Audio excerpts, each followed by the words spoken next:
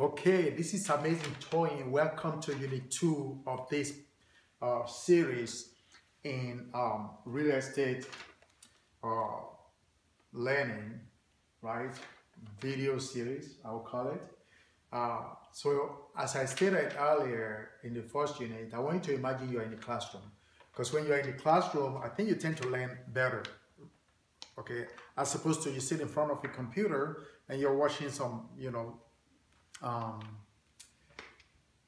screen flow, right? So this is what we're going to go over in Unit 2.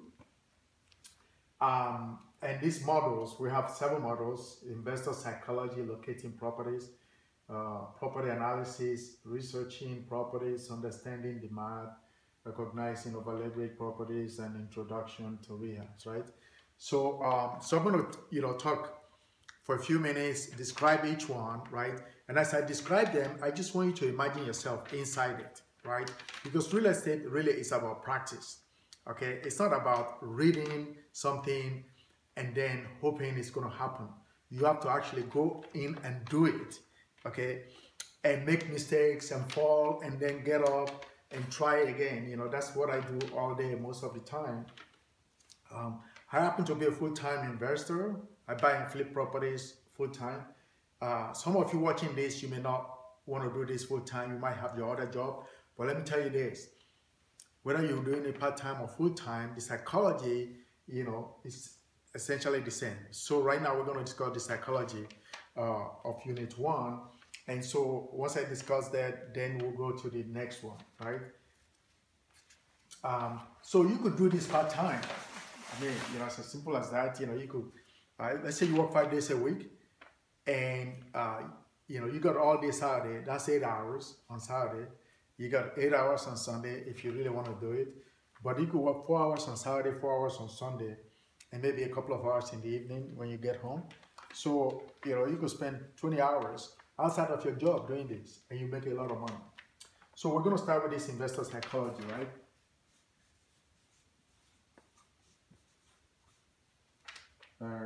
Spell psychology, right?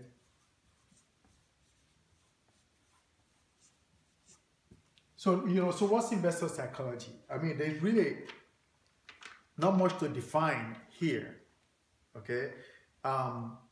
Real estate, even though everything should be looked at by the number, right?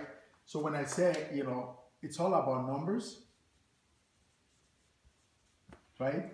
And that's another thing we're going to get into, how the numbers work and math and stuff like that. But here's the thing. You have to really understand that behind the numbers, you are dealing with humans. And humans have emotions, right? And so your job as an investor is to connect with the owner of the property, right? So you have a property, okay? Somebody owns this property, right? Majority of the cases, let's say we're dealing with residential and even commercial property, somebody owns it. Even if it's an entity that owns it, there is somebody behind that entity, because you're not negotiating with an entity that does not talk, right? So in this case, we're dealing mostly with residential, right? So since we're dealing with residential, let me put this down. Okay, so there's a human being behind it. And so the first thing you want to do is try to connect with that human being. I mean, that's the whole psychology there, right? Your connection with the human being is what will determine if you're going to buy the property. Because, like they said, people like to do business with people that they like. So if you go to meet a seller and he immediately concludes in his mind, that, hey, this guy is suspicious, or this lady, I don't want to do business with them. Doesn't matter what price you offer them. You could offer them twice as much. They won't sell to you. And so your first objective is to figure out a way to get a rapport with the owner. I mean, that's the whole psychology right there, right? Be on the same level, right? Don't show arrogance. I'm going to write this word down, right? Intent, right? Don't show arrogance, be humble, be friendly, and let them understand your intent. This one is very important, right? What is your intent, right? Why are you calling them? Why are you talking to them? What is your goal, right? How can you be of value to them, right? So your intent will determine what you actually bring to the table in terms of solving their problem, right? Because real estate is about problem solving.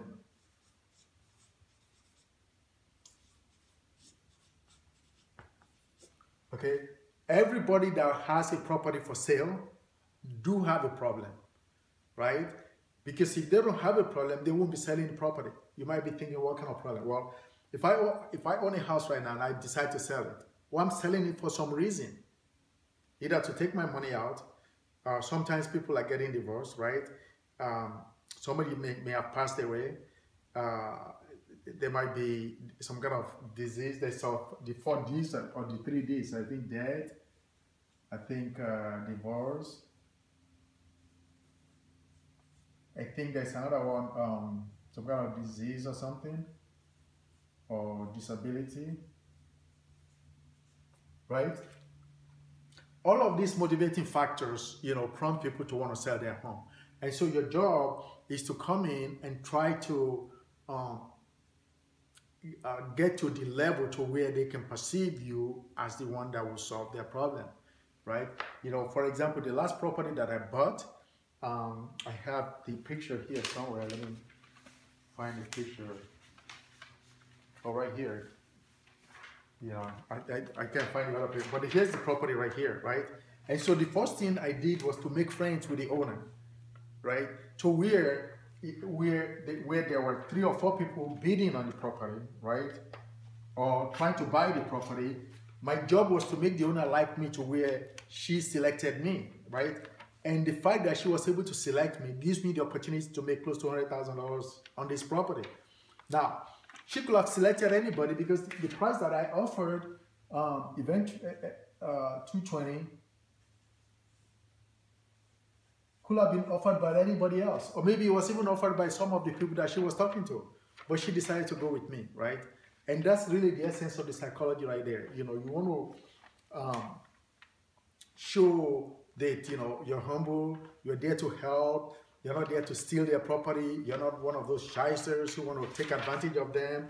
You want to offer a fair price, right? A fair price is what makes both of you happy, right? And the owner recognizes that you are in this to make money.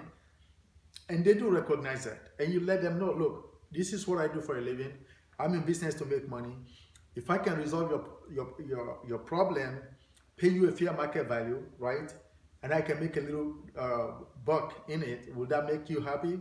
Yeah, okay, let's go. This is what I can offer. And so you offer, the amount, you agree on price, and you're done.